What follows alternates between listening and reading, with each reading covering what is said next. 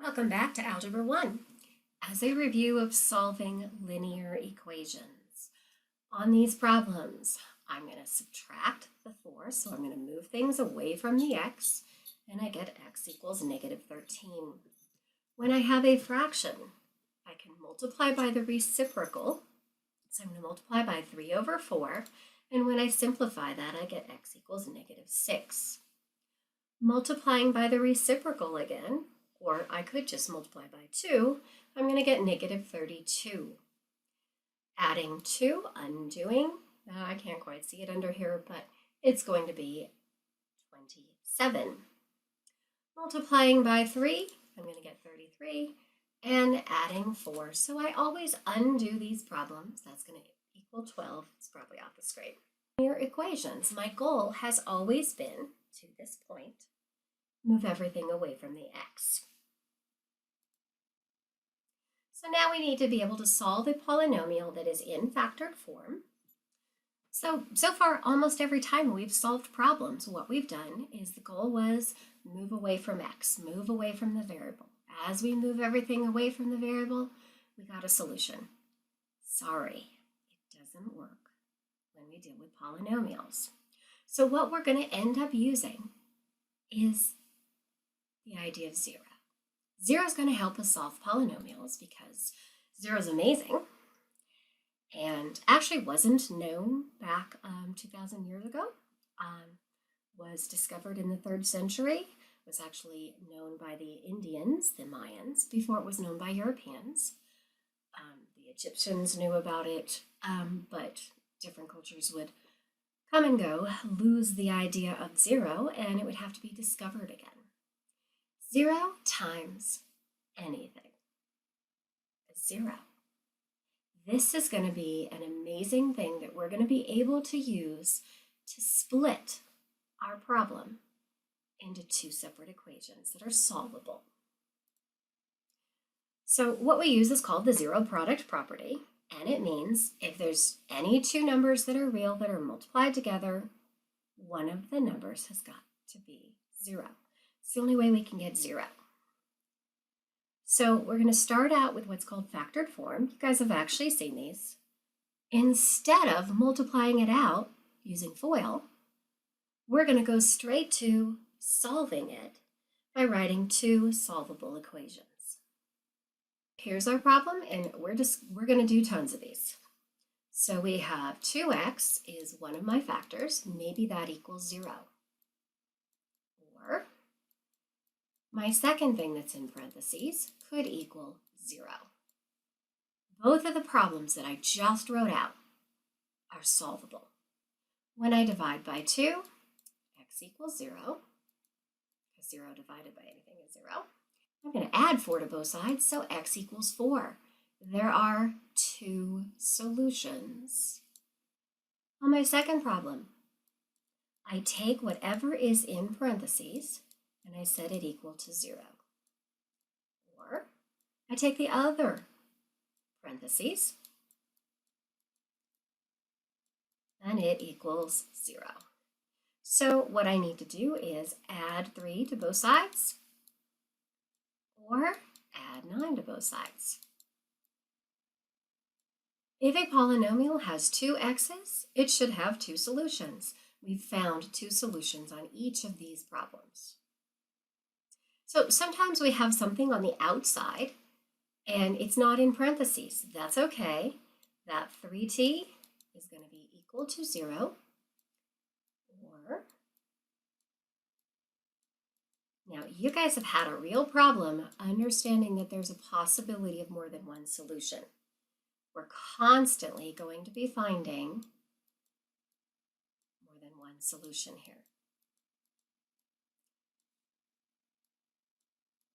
And notice that what's going to happen when it moves over to the other side, it's a sign change. So 2 solutions again. These look very similar, but they're just slightly different. And fractions, remember, do not bother us. So we take each one out of parentheses. We do not need to keep the parentheses there.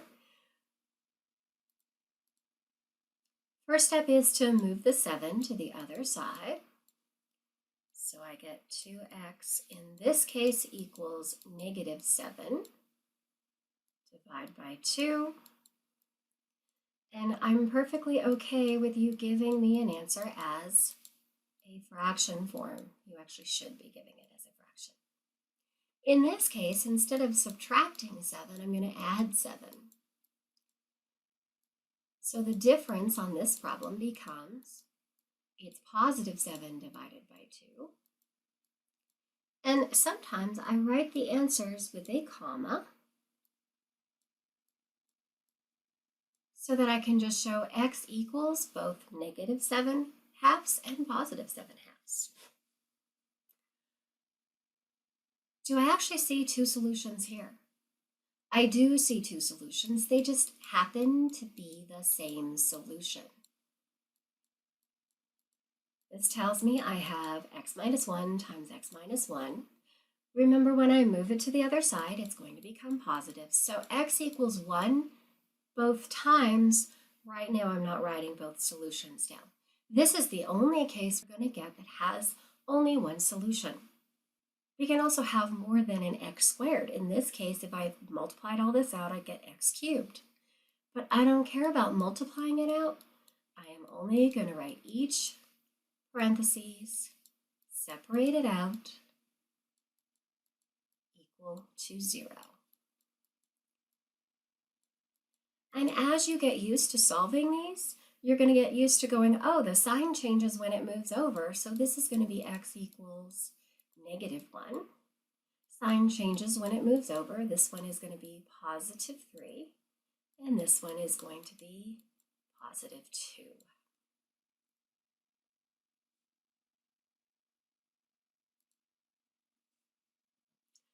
It's okay if we end up with fractions. I would rather you show me the fractions. So I'm subtracting 5 here. I'm going to end up with 3s equals 5. That means I'm dividing by 3. This is one you cannot tell me a decimal form. S equals 5/3. Do not tell me a different form. My second parentheses. So we're doing a lot of steps to solving these, and I very often don't write -8 minus 8. I know it's going to move to the other side and become -8. Then I know I'm going to divide that by 5. And I've got a lot of chicken scratch over here, so my final answer for this one is positive 5/3, comma, and negative. I like the negative in front the best. I never want to see it in the denominator. But positive 5/3 and negative 8/5. On problem I, I'm only going to write it out once because both solutions are the same. That's okay. There will be times when we want to know that there are two solutions at that point. And that's a -7. And again, every single time that I have one of these things with a -2, I know when I set that equal to 0, we're starting to take shortcuts here. That's positive 2. When I set this equal to 0, move the 6 over, it becomes negative. Move the 8 over, it becomes negative. We start to take some shortcuts without showing every single little step, because we know when we move this to the other side of the problem, it changes sign. Now, quite often we can have an equation that is a polynomial, but it's got a lot of common factors in it. And so both of these things are divisible by 4, but they're also divisible by something else. So I'm undoing the distributive property. And when I undo the distributive property, I need to come up with what is the largest thing that goes into both of these. And then if I can figure that out, I get to put it out in front instead. 4 goes into both of my numbers, so I know it's going to be a 4. but I need to think about the variable. This has this has 4 x's, this has 3 x's, so x cubed is going to go into both of these. This has to be the exact same thing in both of these spots, and then what I do is I put it on the outside so that I actually don't change the problem. So this guy stays on the outside, and inside what I do is do the division. 4 divided by 4, 1, x to the 4th divided by x cubed. I subtract the powers, that just becomes x, plus x cubed divided by x cubed, these cancel. 4 goes into 24 6 times. Now I set it equal to 0, and now it's solvable. So this little cube thing here, what it actually does, so I'm going to divide by 4. Notice how it looks just a little bit neater. And see this cube? That just means there's actually 3 solutions that are 0. So this guy is telling me x equals 0, and 0, and 0, 3 times. And then this guy sets equal to 0 without the parentheses. And that is going to be x equals, change the sign when it moves to the other side. So there are 4 solutions to a polynomial that has a 4th degree. We found them all. Let's take a look at a couple more problems like that. We're going to look at what can we divide into both of these things. I can divide both of these by 8. And I can divide the variables by y. So that means 8y goes on the outside of my parentheses, and 8y squared divided by 8y, and 24y divided by 8y, and I set it equal to 0. So anytime that I have something that's a monomial out on the outside, I know this is going to give me a solution of 0. Do you notice the shortcut? 8y equals 0. Dividing by 8 doesn't change 0. And change the sign when I take this out. Oh, that doesn't look so bad.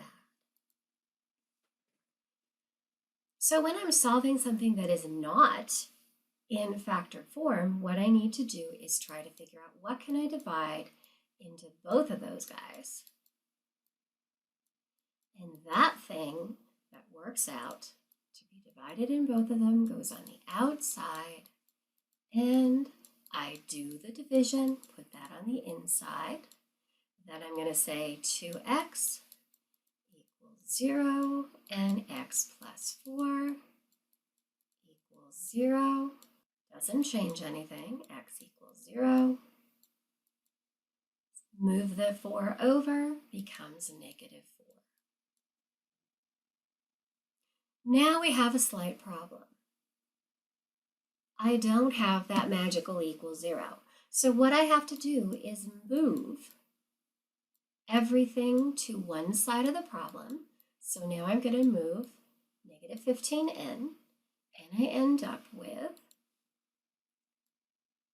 6n squared minus 15n. Now it equals 0. Now we can work our magic and divide. What are both of these divided by? 6 doesn't go into 15, but 3 does. So it's going to be 3n. That means 3n goes on the outside. I didn't write it out up here, which is okay, but I still have to make sure it's there. So I end up with 2n minus 5 equals 0. That means 3n equals 0, so n equals 0. We did divide by 3, it's okay. And 2n minus 5, oh, this one will actually be a 2-step problem. So we're going to add 5 to both sides. There's my sign change.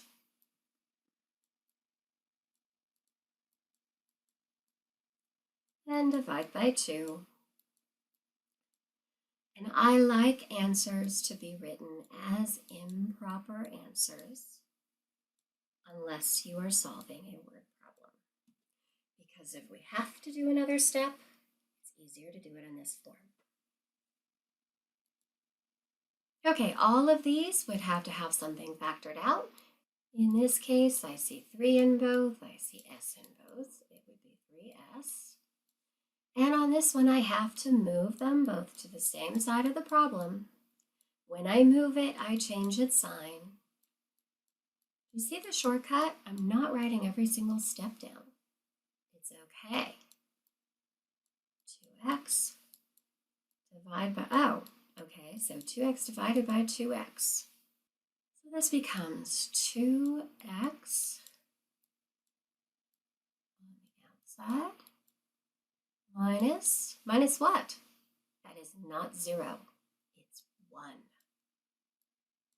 That's very important. So when 2x equals 0, x equals 0, and this guy becomes a 2-step problem. I'm going to add 1 to both sides. See how we can say what we're doing and do it. And dividing by 2, so the other solution is 1/2. There's both of our solutions. It was an x squared. I'm looking for 2 solutions. Okay, so now when we get to word problems, I can model the arch of a fireplace using an equation. Hey, they gave you the equation, guys. X and Y are both measured in inches. X represents the floor. Find the width of the arch. So, how do I find X? Notice this guy out here doesn't have a variable on it. I can split it up and set each part equals to 0. Can that be true? This guy right here doesn't have a solution. That's okay. That's not going to help us. X plus 18 equals 0. That one looks normal. And x minus 18 equals 0. When I move the 18 to the other side, I would get negative 18 here. When I move the 18 to the other side here, I would get positive 18. Does the width of an arch get measured in negatives? Because this is a word problem, there will be things that do not make sense. So x is going to equal 18. So this negative 1/2 can't equal 0. That means the only 2 things that can equal 0 are x plus 4, that would give me a negative 4, and x minus 4, that would give me a positive 4. The x-axis represents the ground. You're modeling the entrance to a mine shaft using an equation. Find the width of the entrance at the ground level. And the width, well, the width can't be a negative, so that guy goes away, and the width has to be 4. What are the units that we are using? We are using feet. Very last thing that we might need to do is write a polynomial that has a specific answer. Well, x equals negative 6. Could I move the 6 back over? I'm going to add 6 because I want this to equal 0. And I end up with x plus 6 as one of my factors. If x equals 4, I'm going to move the 4 over by subtracting it this time, and x minus 4 is one of my other factors, and my factors get written in parentheses.